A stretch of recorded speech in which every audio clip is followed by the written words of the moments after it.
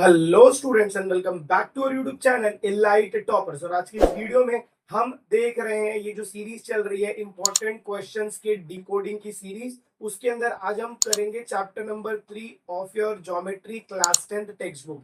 बहुत ही difficult chapter इसे माना जाता है, बट ऐसा कुछ भी नहीं है। आप सारे के सारे कॉन्सेप्ट में आपको जो छोटे छोटे बताऊंगा खाली आप उसको करके रखेंगे तो ये चैप्टर बहुत ही सिंपल चैप्टर होने वाला है। तो लेट्स डिकोड द क्वेश्चंस या फिर the topics of this chapter. तो चलिए शुरू करते हैं। तो जब हम इंपॉर्टेंट कॉन्सेप्ट्स पे आएंगे तो सबसे पहले मैं आपको बता दूं कि this whole chapter is divided into 5 practice set.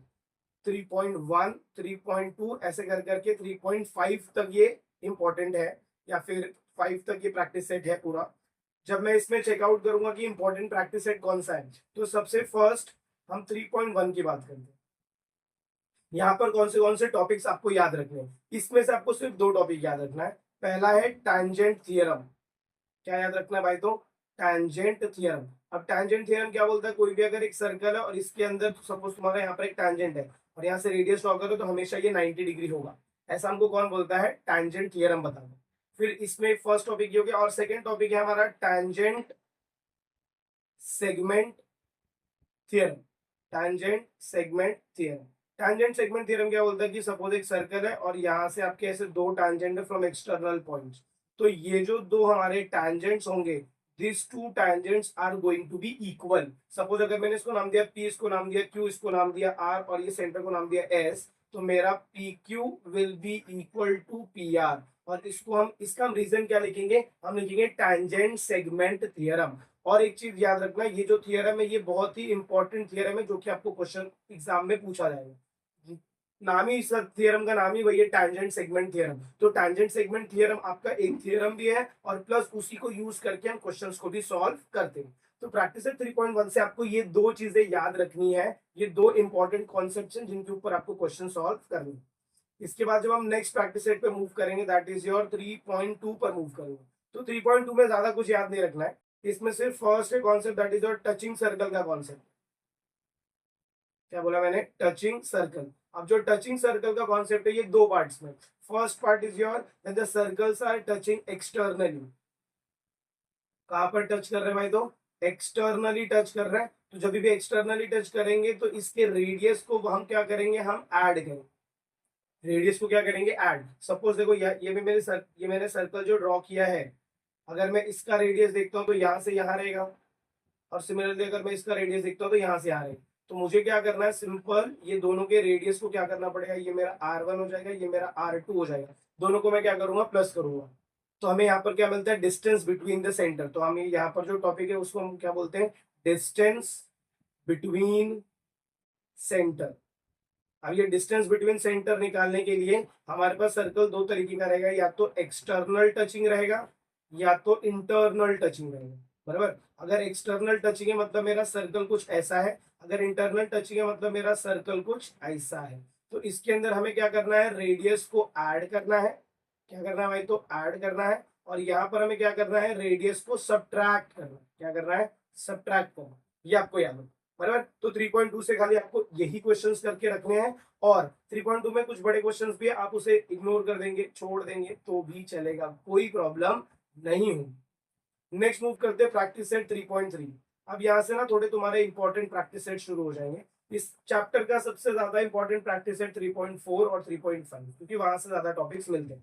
3.3 की जब हम बात करेंगे तो यहाँ पर हमें आर्क के बारे में बात करनी है। किसके बारे में? आर्क।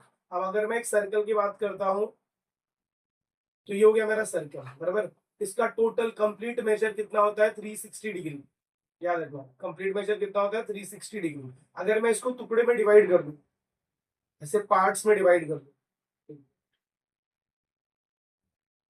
अगर मैं इसको ऐसे पार्ट्स में डिवाइड कर दूं, एक पार्ट इधर बना दूं, एक पार्ट इधर बना दूं और एक पार्ट इधर बना दूं, ऐसे मैंने 3 पार्ट्स में डिवाइड कर दिया। तो ये जो छोटे छोटे आर्क बने हैं इनको हम क्या बोलते हैं? Minor arc. क्या बोलते हैं? Minor arc. क्या बोलेंगे? Minor arc.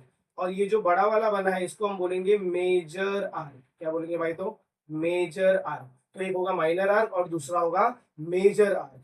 और यहाँ पर एक फॉर्मूला बनता है that is minor arc, measure of minor arc plus major arc minor arc plus major arc is equal to complete circle. क्या बनाएगा ये? Complete circle. और कंप्लीट सर्कल का मेजर कितना होता है? 360 डिग्री। इसका मतलब क्या? Minor arc plus major arc is equal to 360 degree होगा। ये इतना समझ में आया? ये पूरे प्रैक्टिस सेट में सिर्फ तुमको यही पैटर्न याद रखना है कि इसमें एक माइनर आर्क का क्वेश्चन होता है और एक मेजर आर्क का क्वेश्चन पूछा जाता है। तुम प्रैक्टिस सेट चेक करोगे तो तुमको यही मिलेगा। ये हो गया हमारा इसका फर्स्ट टॉपिक। अब इसी में तुम्हें एक सेकेंड टॉपिक मिलेगा 3.3 में। सेकेंड टॉपिक मिलेगा कॉर्ड एंड आर्क का टॉपिक।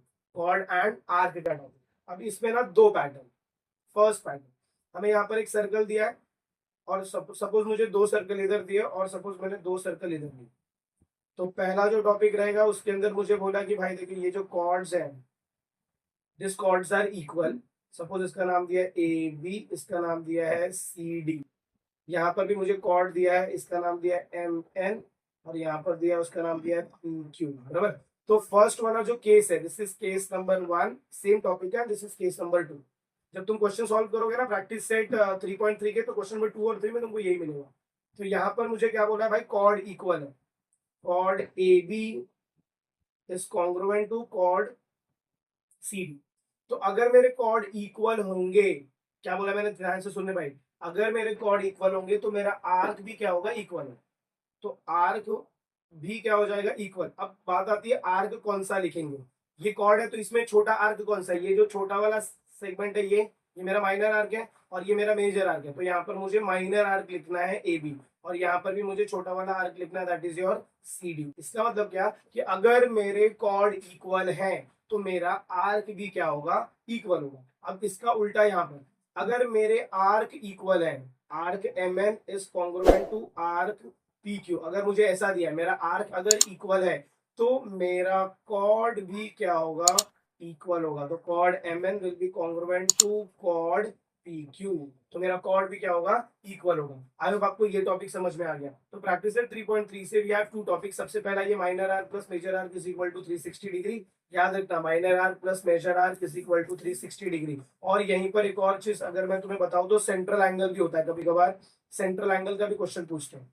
एक मिनट में तुमको ये इधर बताता हूँ। 3.3 में एक और टॉपिक सुन लो, सेंट्रल एंगल जिसको हम बोलते। सेंट्रल एंगल का मतलब क्या होता है कि ये मेरा सर्कल है, यहां से ये ऐसा बन रहा है, तो इसको मैं बोलता हूँ सेंट्रल एंगल। तो अगर सपोज ये सेंट्रल एंगल 70 डिग्री है, तो ये जो मेरा आर्क होगा इसका मेजर भी कितना होगा भाई? तो 70 डिग्री ही होगा। याद रखना। इसका मतलब क्या? Measure of measure of measure of central angle is equal to measure of minor arc। मतलब अगर मेरा माइनर एंगल अगर सपोज 70 है तो आर्क होगा 70। उल्टा, अगर आर्क मेरा 70 है तो मेरा एंगल भी कितना होगा? 70 होगा। ये तीन प्रॉपर्टी आपको प्रैक्टिस सेट 3.3 से याद रखनी है। 1 मार्क्स के क्वेश्चन यहाँ से पूछेंगे। 1 मार्क्स के क्वेश्चन कैसे पूछेंगे वो भी सुनना। देखो यहाँ पर मैंने बोला ना, तुमको ये दे देंगे 70 डिग्री, बोलेंगे ये आर्क का वैल्यू बताओ, तो ये आर्क भी 70 हो जाएगा। फिर तुम्हें पूछेंगे बड़े वाले आर्क का बताओ, तो तुम्हें क्या करना है? तुम्हें ये वाला फॉर्मूला यूज करना है, ये वाला minor arc plus major arc is equal to complete circle. Simple. तो ऐसे यहाँ पर मिक्स करके क्वेश्चंस पूछते हैं। मैं तुम्हें हर एक टॉपिक अलग अलग बता रहा हूँ, बट जब एग्जाम में क्वेश्चन पूछेंगे तो सबको मिक्स करके पूछ लेंगे। इसके बाद ये हो गया हमारा प्रैक्टिस सेट 3.3 का डिकोडिंग। अब now we are entering into practice set 3.4। अब जब मैं 3.4 में एंट्री लेता हूँ, इसमें ज्यादा क्वेश्चन है नहीं। सबसे फर्स्ट तुम्हें सेंट्रल एंगल पता चल गया। सेंट्रल एंगल के बारे में इंफॉर्मेशन मिल गई ना। जो मेरा सेंट्रल एंगल होता है, सपोज ये मेरा सर्कल है, सर्कल में ये मेरा क्या है भाई? सेंट्रल एंगल है। बराबर। तो सेंट्रल एंगल हमेशा किसके इक्वल होगा? मेजर ऑफ आर्क के इक्वल होगा। तो मैं यहाँ पर लिख दूं मेजर ऑफ सेंट्रल एंगल। अभी मैंने लास्ट स्लाइड में लिखा था मेजर ऑफ सेंट्रल। अब बोलोगे ये इधर क्यों चाहिए भाई? ये इधर क्यों चाहिए? Measure of central angle is equal to measure of minor arc. किसके इक्वल रहेगा भाई? तो मेजर ऑफ माइनर आर्क के इक्वल। इसके बाद सेकेंड जो पैटर्न हमारा रहेगा, सेकेंड पैटर्न जो है इसके अंदर हमें ये देखना है इंस्क्राइब्ड एंगल। क्या देखना भाई? तो इंस्क्राइब्ड एंगल। अब ये सेंट्रल एंगल से, सेंट्रल एंगल देखो कहां से पास हो रहा था? सेंटर से पास हो रहा था। अब ये जो इंस्क्राइब्ड एंगल बनेगा, इंस्क्राइब्ड एंगल मेरा जो उसका एंगल है वो सर्कल को टच करेगा। मतलब क्या, यहाँ पर देखो सिर्फ 2 पॉइंट सर्कल को टच कर रहे थे और तीसरा पॉइंट सेंटर में था। जब मैं यहाँ की बात करता हूँ तो यहाँ पर तीनों पॉइंट्स मेरे कहाँ पर टच कर रहे हैं, सर्कल पे टच कर रहे हैं। याद रखो तीनों पॉइंट्स कहाँ पर टच कर रहे हैं, सर्कल पे टच कर रहे हैं। तो ये जो मेरा एंगल होगा, इस एंगल को मैं नाम दूंगा इंस्क्राइब्ड एंगल। क्या नाम दूंगा भाई, तो इसको इंस्क्राइब्ड एंगल। और ये जो मेरा आर्क होगा इससे मैं बोलूंगा इंटरसेप्टेड आर्क। क्या बोलेंगे भाई, तो इंटरसेप्टेड आर्क बोलेंगे। ये एक वीडियो सर्कल के लिए बहुत इनफ है, बहुत सारी बेसिक्स में इसमें आपको बता दूंगा। फिर उसके बाद क्वेश्चन जब करेंगे ना तो आपको सर्कल बहुत ही सिंपल लगेगा। इंस्क्राइब्ड एंगल और इंटरसेप्टेड आर्क, अब ये दोनों के बीच का रिलेशन क्या है कि ये दोनों हाफ होते हैं। क्या होते हैं, हाफ। अब ये रिलेशन को हम लिखेंगे कैसे, देखो जब मैं रिलेशन को लिखूंगा तो मैं लिखूंगा इंस्क्राइब्ड एंगल। रिलेशन देखो क्या आएगा, inscribed angle, inscribed angle is equal to half of intercepted arc. ये थोड़ा सा मेरे पीछे चला गया है बट ठीक है।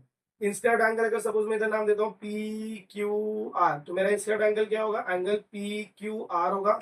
ये क्या हो जाएगा, हाफ होगा किसका, ये इंटरसेप्टेड आर का। ये इंटरसेप्टेड आर सिर्फ यहाँ से यहाँ तक है तो इसको हम बोलते हैं arc P R. Arc P R, देखो ये हो गया मेरा बेसिक्स, ये हो गया मेरा उसका फॉर्मूलेस कैसे लिखना, और ये हो गया बेसिक पार्ट जो हम यूज करने वाले हर एक क्वेश्चन में। इसको हम क्या करेंगे भाई, तो यूज करने वाले। तो ऐसे चल के आपका ज्योमेट्री बनता है। अब जो लोग बोलते हैं ना भाई एक दिन में पूरा ज्योमेट्री कर लेंगे, एक दिन में ज्योमेट्री पढ़ के 95% लाएंगे, ऐसा नहीं होता है। ज्योमेट्री के लिए टाइम लगता है, प्रैक्टिस लगता है, मैथ्स है ना। इसके बाद ये हो गया हमारा 3.4 का दो टॉपिक हो गया। अब इसी में एक थर्ड टॉपिक आता है 3.4 में, that is your cyclic quadrilateral theorem. क्या आता है भाई, तो साइक्लिक क्वाड्रिलेटरल थ्योरम। अब सुनो साइक्लिक क्वाड्रिलेटरल थ्योरम। अच्छा ये जो मैंने आपको 3.4 में बताया ना, इसके अंदर हम 3.3 भी यूज करेंगे। ऐसा नहीं कि 3.4 सिर्फ अकेला यूज होगा, 3.4 के साथ 3.3 के भी कॉन्सेप्ट यूज होंगे। साइक्लिक क्वाड्रिलेटरल थ्योरम का मतलब क्या है कि सपोज एक सर्कल है और सर्कल के अंदर मुझे दिया है क्वाड्रिलेटरल। सर्कल के अंदर मुझे क्या दिया है, क्वाड्रिलेटरल, और इसका नाम है ए बी सी डी। तो साइक्लिक क्वाड्रिलेटरल थ्योरम क्या बोलता है कि opposite angles, angle A plus angle C will be supplementary, मतलब वो 180 डिग्री होगा, और angle B plus angle D will also be equal to 180 degree. तो यहाँ पर एग्जाम में सबसे पहले तो बात ये जाननी है कि साइक्लिक क्वाड्रिलेटरल थ्योरम का जो प्रूफ है, वो प्रूफ आपको आता है 3 मार्क्स के लिए। बोलेंगे proof the opposite angles of cyclic quadrilateral are congruent, तो sorry opposite angles of cyclic quadrilateral are supplementary, तो वो तुम्हें प्रूफ करने के लिए बोलेंगे। अगर नहीं बोलेंगे तो एंगल ए का कुछ वैल्यू देंगे, एंगल सी का कुछ वैल्यू देंगे एक्स के फॉर्म में, मतलब ऐसा देंगे 2x + 2 और यहाँ पर 3x - 4 ऐसा दे देंगे, और बोलेंगे कि भाई एंगल ए और एंगल बी ढूंढो। तो ऐसे क्वेश्चंस आपको यहाँ से साइक्लिक क्वाड्रिलेटरल थ्योरम से मिलते हैं। इसके बाद जो नेक्स्ट आता है 3.4 में, that is going to be your property of inscribed angle. Property of inscribed angle, या फिर तुम ऐसा बोल सकते हो property of angle and arc. ये तुम्हें कैसे डिफरेंशिएट करना है, क्यों, क्योंकि अभी जो मैं तुम्हें प्रॉपर्टी बताऊंगा 3.4 की, एक मिनट हम उसको नेक्स्ट पेज पर देखते हैं। यहाँ पर तुम्हें सिर्फ इतना याद रखना है साइक्लिक क्वाड्रिलेटरल थ्योरम का। कभी कभार इसका कन्वर्स भी वो लोग पूछते, तो कन्वर्स का भी पैटर्न आपका सेम ही रहेगा। कन्वर्स में उल्टा, अगर कन्वर्स भी इसका देख लो, कन्वर्स में क्या करेंगे, अगर सपोज मुझे दो एंगल दिया है, angle A plus angle C, अगर वो 180 डिग्री आ रहा है, दैट मीन्स मेरा जो गिवन क्वाड्रिलेटरल होगा, given quadrilateral is cyclic quadrilateral. जो गिवन क्वाड्रिलेटरल हो जाएगा वो मेरा क्या हो जाएगा भाई, तो साइक्लिक क्वाड्रिलेटरल हो जाएगा। इसके बाद अभी इसमें मैंने तुम्हें बताया नेक्स्ट 3.4 का एक लास्ट टॉपिक। लास्ट टॉपिक में हमें एंगल एंड आर्क का कॉम्बिनेशन मिलेगा। किसका कॉम्बिनेशन मिलेगा, एंगल एंड आर्क का। अब देखो ये मेरा, अगर मेरा ये सर्कल है तो इसमें ये मेरा हो जाएगा सेंटर, बराबर। तो यहाँ पर मेरे पास दो कॉर्ड है, कॉर्ड नंबर 1, कॉर्ड नंबर 2। ये दोनों कॉर्ड आपस में क्या कर रहे हैं, एक दूसरे को इंटरसेक्ट कर रहे हैं, बट अगर तुम ध्यान से देखोगे तो सेंटर अलग है और ये पॉइंट अलग है, बराबर। याद रखना ये, क्यों, क्योंकि बहुत ज्यादा इंपॉर्टेंट है, क्योंकि ये स्टूडेंट्स में बहुत ज्यादा कंफ्यूजन क्रिएट करता है। तो सपोज मैंने इसका नाम दिया पी क्यू और इसका नाम दिया आर एस। तो यहाँ पर मुझे क्या करना है, सपोज मुझे ये एंगल दिया है, इसको हम नाम देते हैं टी। तो एंगल सपोज मेरा दिया है पीटीएस। जैसे ही मैं एंगल पीटीएस की बात करता हूँ, इसके सामने देखो कौन सा आर्क है, इसके सामने आर्क है PS, और इसके जस्ट अपोजिट में कौन सा आर्क है, RQ। तो यहाँ पे मैं क्या लिखूंगा, हाफ लिखूंगा, फिर ब्रैकेट डालूंगा। ये इंस्क्राइब्ड एंगल का ही प्रॉपर्टी है, इसका है इंस्क्राइब्ड एंगल का ही प्रॉपर्टी, याद रखना। यहाँ पे लिखेंगे हाफ, और यहाँ पर हम क्या लिखेंगे, arc PS plus arc RQ। ये आपको याद रखना है। अब सपोज मैं यहीं पर एक सर्कल और बनाता हूं, और इसके अंदर हम इसको ऐसे सॉल्व करते हैं, इसका सेंटर यहाँ पर है, और इसको मैंने नेमिंग कर दिया है XYZ W। और मैं आपको बोल रहा हूँ कि भाई ये वाला एंगल, इसका सेंटर यहाँ पर नाम ले लेते हैं हम लोग M। तो एंगल मेरा क्या आ रहा है, XMZ। तो मैं यहाँ पर क्या पुटअप करूंगा, हाफ। अब देखो XMZ ये ना, इसके सामने इंटरसेप्टेड आर्क ये बन रहा है, और इसके जस्ट अपोजिट में इंटरसेप्टेड आर्क ये बन रहा है। तो यहाँ पर मैं क्या लिखूंगा, arc XZ plus arc WY। ये आपको लिखना, बराबर। ये लिखने से क्या होगा, ये देखो इधर एंगल मैंने बताया, एंगल और आर्क का कॉम्बिनेशन, ये एंगल और आर्क का कॉम्बिनेशन है। प्रैक्टिस सेट 3.5 में जाओगे तो वहां पर सेगमेंट का कॉम्बिनेशन मिलने वाला है। तो ऐसा तुमको क्या करना है भाई, तो डिफरेंशिएट करना है, और यही हैशटैग हिंट की वीडियोस में मैं तुम्हें वापस फिर से बताने वाला हूँ। तो प्रैक्टिस सेट 3.4 में ये हो गया। अच्छा, ये हो गया हमारा इंटरनल, जहां पर ये चीजें क्या हो रही थी, इंटरनल। तो इंटरनल जब भी होता था हम उसे क्या करते भाई, तो प्लस। इसके बाद इसी का एक भाई है 3.4 में, इसका एक भाई है जिसमें एक सर्कल है। सर्कल में जो मेरे कॉर्ड्स है ये ऐसे बाहर मीट कर रहे हैं, एक्सटर्नल मीट कर रहे हैं, किधर, एक्सटर्नल ये पॉइंट को। तो सपोज मैंने नाम दिया PQR, इसको नाम दिया S, इसको नाम दिया T। तो यहाँ पर जो मेरा एंगल बन रहा है, ये एक ही एंगल बन रहा है ना, ये वाला। तो एंगल का एंगल देखो, ब्लैक से शेडिंग कर दिया, ये एंगल मेरा यहाँ से इतना बन रहा है, मतलब मेरा एंगल है PRPT। तो यहाँ पर मैं क्या लिखूंगा, angle RPT is equal to, फिर मैं डालूंगा हाफ। अब देखो दो इंटरसेप्टेड आर्क, दो इंटरसेप्टेड आर्क कौन सा आ रहा है, एक ये आ रहा है छोटा वाला, और एक ये आ रहा है बड़ा वाला, बराबर। तो मुझे क्या करना है, बड़ा माइनस छोटा, बड़ा माइनस छोटा, बड़ा माइनस छोटा। तो मैं यहाँ पर क्या लिखूंगा, arc RT minus arc QS, RT minus QS। तो तुम्हें एग्जाम में क्या करेंगे ना, ये देखो तीन अननोन है, एक ये है, एक ये है, एक ये है। तीनों में से किसी दो का वैल्यू देंगे और बोलेंगे थर्ड वाला वैल्यू ढूंढो। सिंपल 2 मार्क्स का क्वेश्चन है ये, और बहुत ही सिंपल है, बट ये स्टूडेंट्स क्या करते हैं, इसे इग्नोर करते हैं, जिसकी वजह से फंस जाता है। ये हो गया हमारा पूरा 3.4। तो 3.4 में देखो हमने क्या क्या देखा, सबसे पहले सेंट्रल एंगल देखा, ये तो मैंने पीछे का ही बता दिया। फिर इंस्क्राइब्ड एंगल आपको समझ में आ रहेगा कि कैसे आप, ये इंस्क्राइब्ड एंगल क्या होता है, इंटरसेप्टेड आर्क क्या होता है, फिर इनके बीच का रिलेशन क्या, और फिर इसको आप लिखते कैसे। तो लिखने के लिए मुझे जस्ट ये वाला स्टेटमेंट फॉर्मूला यूज करना है बस। फिर मैंने आपको ये बता दिया cyclic quadrilateral theorem, this is your normal part and this is your converse part. फिर हमने दो चीजें बात की, एंगल और आर्क के रिलेशन में, एक था एक्सटर्नल, एक था इंटरनल। तो अगर इंटरनल रहेगा तो हमें वहां पर क्या करना है, प्लस करना है, और अगर एक्सटर्नल होगा तो वहां पर हमें क्या करना है भाई, तो माइनस करना है। अब इसके बाद हम एंट्री लेते हैं प्रैक्टिस सेट 3.5 में। इसमें आपको तीन चीजें याद है, कितनी चीजें, तीन चीजें। सबसे पहला है internal division of chord, internal division of chord. फिर आपका जो सेकेंड है that is external division of chord. और फिर जो लास्ट आपको याद रखना that is your tangent secant segment theorem. सब ये सब दो दो मार्क्स के। प्रैक्टिस सेट 3.5 को इंपॉर्टेंट मार्क करके रखो, क्योंकि यहां से क्वेश्चंस आपको कंपलसरी मिलेगा। क्या बोला मैंने भाई, कंपलसरी मिलेगा। तो सबसे पहले हम समझते हैं इंटरनल डिविजन। जब भी मैं इंटरनल डिवीजन बोलूंगा ऑफ कॉर्ड का, तो एक्चुअली ये डायग्राम इसके जैसा ही दिखेगा, बराबर। बट यहाँ पर एंगल और आर्क का बात नहीं होगा, याद रखना, यहाँ पर एंगल और आर्क का बात नहीं होगा, बल्कि यहाँ पर सेगमेंट्स का बात होगा। तो ये हो गया PQ, ये हो गया RS हो गया, और यहाँ पर ये हो जाएगा T, बराबर। तो अब यहाँ पर ना हमारा जो रेशियो स्टेटमेंट रहेगा, देखो ये सारे पॉइंटर्स जो दोनों मेरे कॉर्ड है वो कहाँ पर मिल रहे हैं, T से, T पर मिल रहा है। तो मैं T से पहले P पर जाऊंगा, तो मैं लिखूंगा TP इंटू TQ। तो T से P गया और T से Q गया, फिर इक्वल टू डालूंगा, फिर T से R जाऊंगा, T से S जाऊंगा, तो TR इंटू TS। और इसका रीजन क्या लिखूंगा, इंटरनल डिविजन ऑफ कॉर्ड लिखूंगा। आई होप आपको ये समझ में आ गया। ये कैसे तुम पहचानोगे, देखो भाई इसका डायग्राम सेम है और इसका डायग्राम भी देखो सेम है, देखो डायग्राम सेम है, बट यहाँ पर हमेशा एंगल और आर्क दिया रहेगा, और इसमें कोई भी एंगल और आर्क नहीं दिया है। अगर एंगल और आर्क नहीं दिया मतलब वो प्रैक्टिस 3.5 का क्वेश्चन। ये हो गया इंटरनल डिविजन। अगर सेम को हम एक्सटर्नल डिविजन में करते हैं,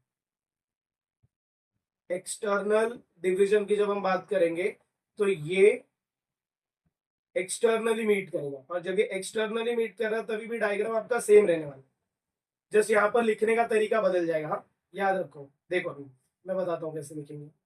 यहाँ पर आपको लिखना है P, यहाँ पर लिखना है Q, यहाँ पर लिखना है R, ये हो गया S, ये हो गया T। अब दोनों लाइन मिल किधर है? R पे ना, तो R से मैं पहले Q पे जाऊंगा, फिर R से P पर जाऊंगा, तो मेरा स्टेटमेंट होगा RQ इंटू RP, फिर इज इक्वल टू R से S और R से ही T जाऊंगा, तो ये होगा RS इंटू RT। ये नहीं करना RS इंटू ST। अगर किसी ने ऐसा स्टेटमेंट लिखा RQ into PQ is equal to RS into ST, भाई ये गलत है, ये स्टेटमेंट गलत है। तुमको R से पहले Q तक जाना है, फिर R से शुरू करके P तक जाना।